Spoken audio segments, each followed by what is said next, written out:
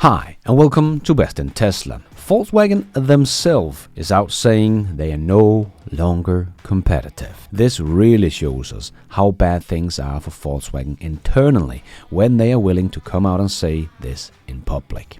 As the Volkswagen brand CEO said, the situation is very critical. This is bad. This is real bad.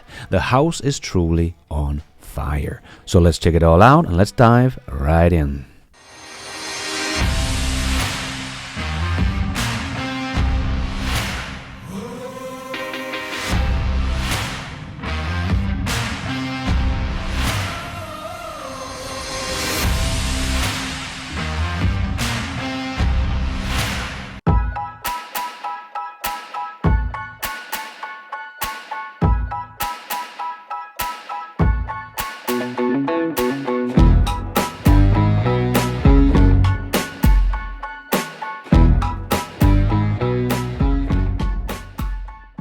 So things are heating up for Volkswagen, and unfortunately not in a good way. Volkswagen Group's 10 billion euros or $10.9 billion saving program will include staff reduction, managers told staff on Monday, as brand chief Thomas Schaffer warned that high cost and low productivity were making its car uncompetitive. Schaffer said at an event with 2,000 shop stewards from AG Metal Union in Wolfsburg, the situation is very critical. With many of our previous structures, processes and high cost, we are no longer competitive as a Volkswagen brand. We cannot do without noticeable cuts. We have to tackle the critical issues, including personnel. The Volkswagen head of HR, Killian, added, "We have to reduce the cost and manage with fewer staff in order to remain a future-proof employer. We need to finally be brave and honest enough to throw things overboard that are being duplicated within the company or simply ballast that we do not need for good results." Oh boy. Things are not looking good for Volkswagen. They are in serious trouble and they can no longer hide it. As if they say this to the public, we know how bad it is internally, right? How fast things have changed. Just last year, in June, CNN Business has an article saying Volkswagen could sell more electric cars than Tesla by 2024. And now CNN Business is posting a headline that says Volkswagen says its core Volkswagen brand is no longer competitive financially. To be fair, the article from 1 year ago reported on Bloomberg's intelligence that had made this chart that I have shown before, but as you can see, Bloomberg Intelligence even got Volkswagen's 2022 numbers wrong, even with only half a year to go of 2022. And if Volkswagen is lucky, they might sell half this year of what Bloomberg expected in 2023. So CNN Business was just reporting on this very embarrassing forecast from Bloomberg, and that is why they made that headline. But I saw many people believing this, that Volkswagen would actually be bigger than Tesla in 2024, and said I was wrong because I argued against this. But here we are, and I don't think we will find anyone with two brain cells that are functioning that will say Volkswagen will overtake Tesla next year. Tesla is speeding up and Volkswagen is slowing down. And here in 2023, Tesla will end the year up with something like 1.8 million BEVs sold, and Volkswagen maybe 750,000 units, which actually was Volkswagen's own target in 2021. So just 2 years late on that target. Can you imagine if that had been Tesla that said that they would do 750,000 units in 2021, which was actually what Tesla said officially, as they said they would grow with 50% in 2021, and in 2020 they sold 500,000 units, so that would be 750,000 units. But imagine if Tesla then first here in 2023 was able to hit that target of 750,000 units. Tesla would have been absolutely slaughtered in the mainstream media. But when Volkswagen does it, no one even raises an eyebrow. Kind of disgusting how unfair Tesla gets treated in the mainstream media. But I guess the best revenge is success. And that is exactly what Tesla is doing, creating huge success with their Model 3 and Model Y, former best-selling electric car in the world and current best-selling electric car in the world, and of course just the best-selling car in the world, beating every single model the Volkswagen brand has to offer, BEV or ICE. But it is not just Tesla that is killing Volkswagen, the Chinese as well. At the moment, mostly in China, as the Germans are not slowly dying in China, but quickly dying in China. And Autocar just did a review of the BYD Seal and said, bottom line, the Seal, correctly set up, drives like a credible car from a top-class European brand in terms of braking, steering, riding quality and handling balance. People predicted that Chinese manufacture would soon match the best Europeans. Now they have. Boy. And this is why Volkswagen and the other guys are not doing very well in China, because all of this competition is already out there in China, and all they can do is just watch as they come to Europe and flood the market here as well, as the old guys have no countermove and have been sleeping in class. And that is not just me saying that. As I reported on before, after the entire Volkswagen group went to the Shanghai Auto Show, after China has basically been locked down from the world for 4 years, Audi's CEO Deutschmann said the German auto industry has underestimated the strengths of the Chinese competitors. We are seeing a technology battle in China, the likes of which I have never seen before. And this is the problem, right? The EV race is not a battle of making an average electric car. It's a battle of bringing a great car with the best software experience on the market.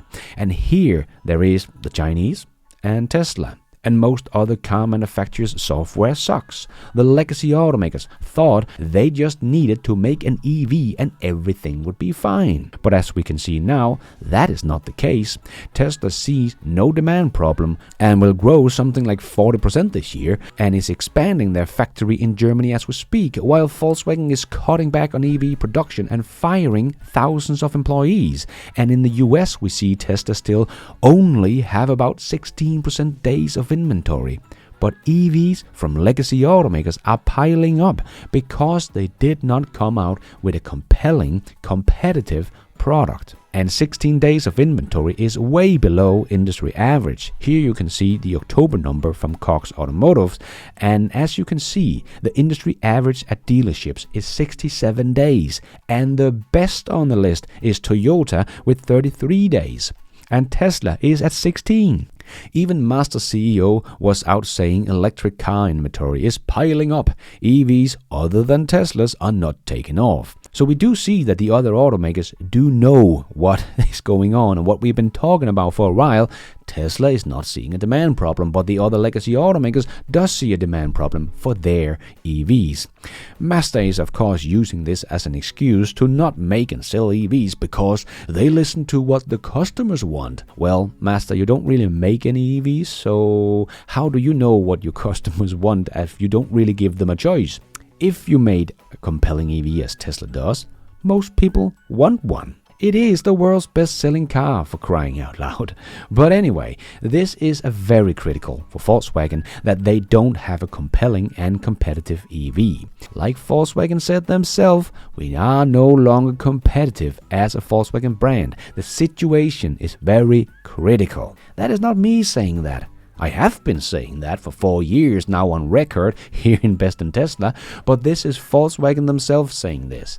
And for them to come out and say this to the public just shows us how bad things are inside the walls of Volkswagen. The damn building is definitely on fire.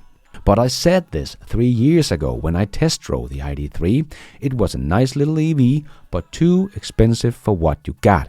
It was not competitive back then either, and I have said ever since they needed to lower the price. Volkswagen was too proud to do that, or they just didn't want to lose more money on their EVs, but that was what they should have done to get some momentum for their little EV, just like they did in China. They made a huge price cut in China, and they did see their orders go up because of that. But still, it is not only the price. The car itself is not compelling enough in a market like China, where there are 599 other models to choose from and hundreds of them are BEVs. But those BEVs in China are better EVs and more affordable.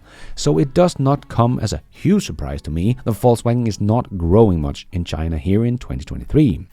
But Tesla is. If the trend continues for Tesla for the rest of the year, we should expect Tesla to hit something close to 600,000 units in 2023 just in China, where Tesla sold 439,770 units last year, so up about 40% in China year over year.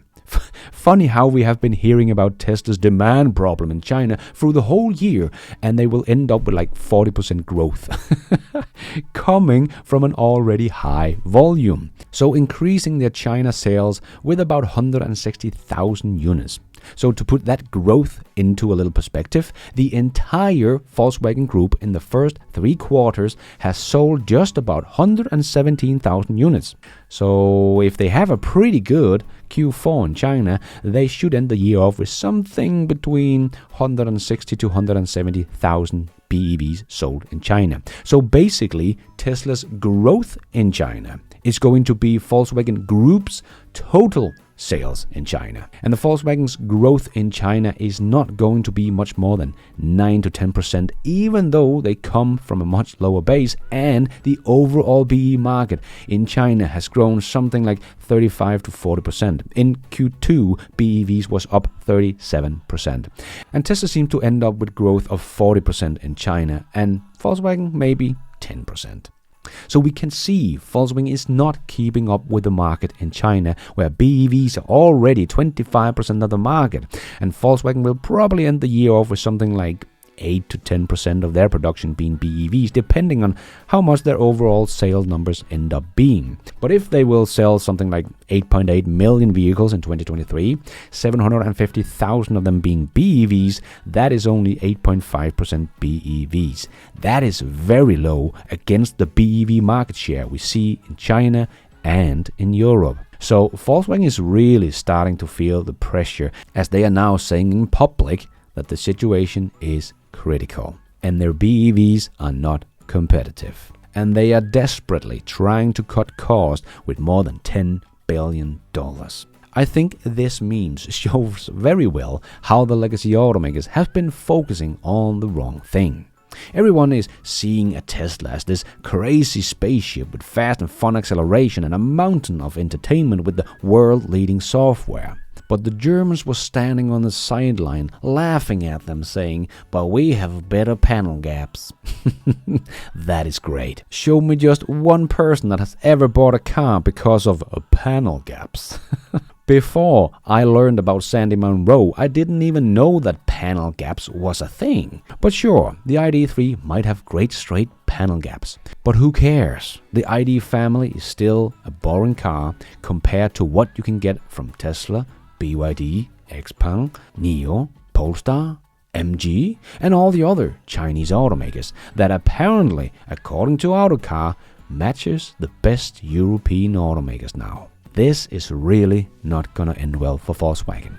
They are losing China, their most important market, and they have to cut back on production of the car of the future because they are not competitive enough.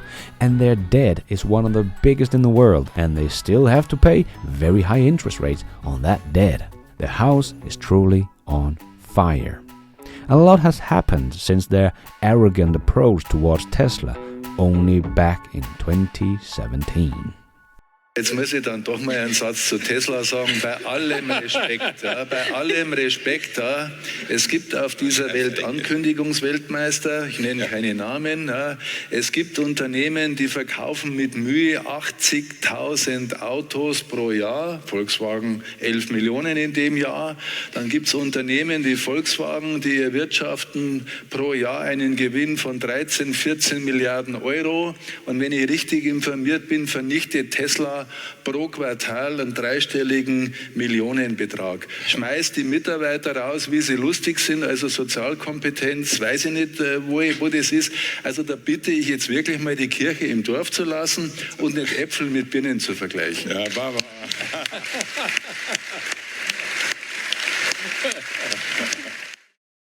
And thank you for watching. And until next time, take care out there and be nice.